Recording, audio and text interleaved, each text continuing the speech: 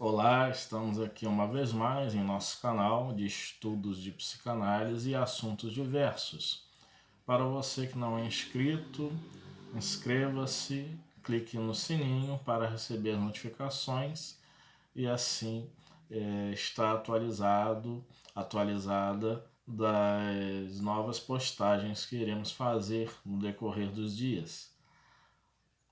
Hoje nós estamos aqui para um momento tira dúvidas, que é em relação às questões espíritas, de espiritualidade, espirituais, que se encontram no tópico Assuntos Diversos, como é o título de nosso canal. Hoje vamos buscar responder a dúvida que o nosso querido amigo Genilson nos colocou.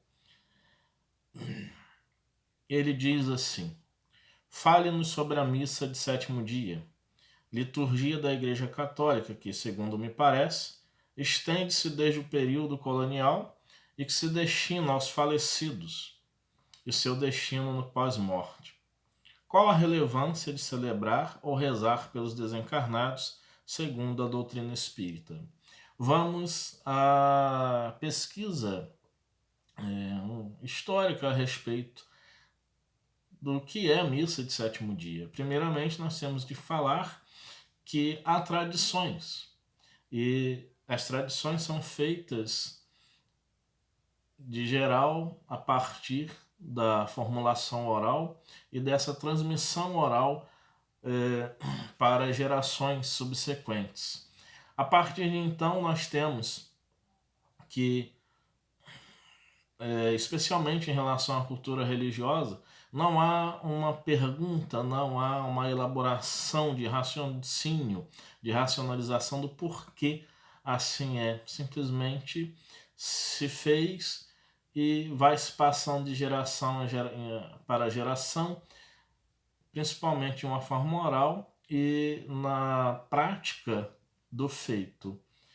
E a missa de sétimo dia está entre as tradições da igreja. Em geral, quando se procuram os padres exegetas, os teólogos que se debruçam sobre esse aspecto, não há uma resposta definida. O companheiro coloca que, segundo parece, estende-se desde o período colonial. Há, sim, uma hipótese que penso ser muito válida de que quando ficou-se em uma situação de vilarejos em que era difícil a presença de um padre e que a igreja ficava distante, ou que aquele vilarejo tinha muitos padres, mas os familiares daquela pessoa que lá morava naquele local estavam distantes, logo o que acontecia? Eles tinham que viajar, e então muitas vezes percorriam um tempo grandioso. E assim fazia-se então a celebração da missa de sétimo dia, mesmo que a pessoa já estivesse sido enterrada, a fim de que esses parentes pudessem participar deste momento. Por um outro viés, nós temos a questão de que o sétimo dia pode ser fundamentado, segundo alguns teólogos, nas questões bíblicas, como em relação à numerologia judaica, que é bem diferente, não é a mesma coisa da numerologia, né, de adivinhação, como nós conhecemos. O número 7, na numerologia judaica, tem um símbolo que significa totalidade, plenitude, né? E o livro Gênesis, que é um livro poético, que é um livro de literatura hebraica, né, onde nós não devemos ver ali nenhuma elaboração científica, claro, coloca que Deus criou o mundo em 7 dias, né? Ou melhor, criou em 6 dias, né? Na verdade, no sétimo dia ele teria descansado, né? Mais 7 dias se coloca porque o sétimo é o Shabat, é o sábado, é o momento do descanso, né? Quando Deus vê que tudo o que fez era bom. Então, nós temos também aí um exemplo para pensarmos, né, do porquê da missa de sétimo dia. Agora, em relação à questão da doutrina espírita, não há relevância em celebrar missa de sétimo dia, né? Na visão espírita, nós temos que a qualquer momento nós devemos orar por aqueles que partiram e não só esperar dias específicos, né? Eu já recebi perguntas, né, enquanto espírita, de se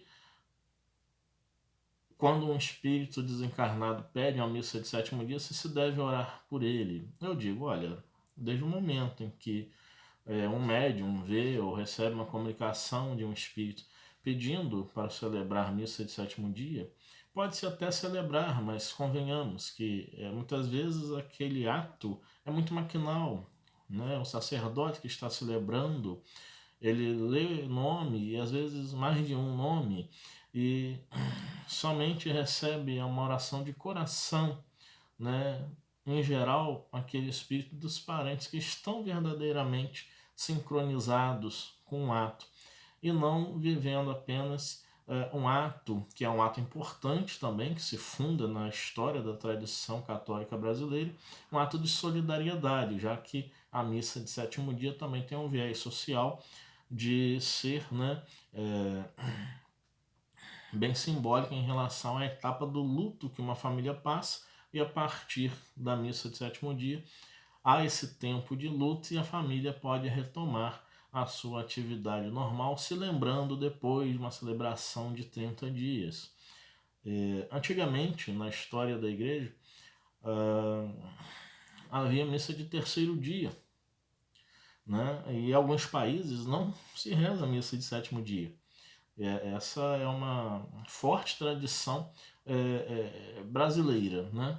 Do catolicismo, num viés católico, uma tradição católica do nosso povo brasileiro. E voltando a falar sobre a visão espírita, é esclarecer aquele espírito de que esclarecê-lo até no momento da própria oração que nós fizermos no nosso coração.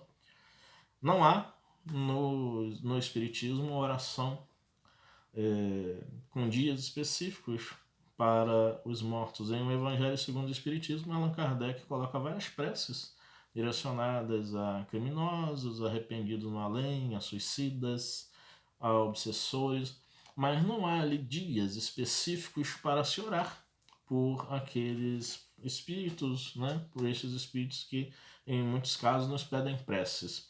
Então, para a doutrina espírita, a relevância é a nossa oração espontânea, é a nossa oração onde nós estamos sintonizando com aquela alma específica, colocando o nosso afeto, colocando o nosso carinho, a nossa ternura, o afeto em si mesmo, né? Que o afeto é aquilo que nos afeta, né? Numa visão psicanalítica também falando, e que afeta agora a falta daquela pessoa, né?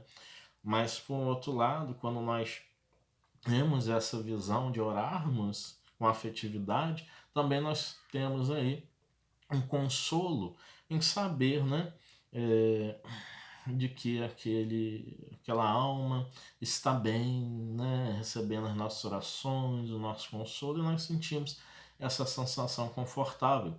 Que seja uma sensação psicológica, que seja uma sensação no âmbito da experiência espiritual, mas ela dá esse conforto quando feita a oração num movimento espontâneo e com o nosso sentimento real. Fique bem, todos vocês, fiquem bem. Eu vou deixar na descrição aqui o link de um artigo do José Carlos Pereira, do Núcleo de Pesquisa na PUC São Paulo, de Religião e Sociedade, onde ele detalha questões, né, históricas a respeito da missa do sétimo dia.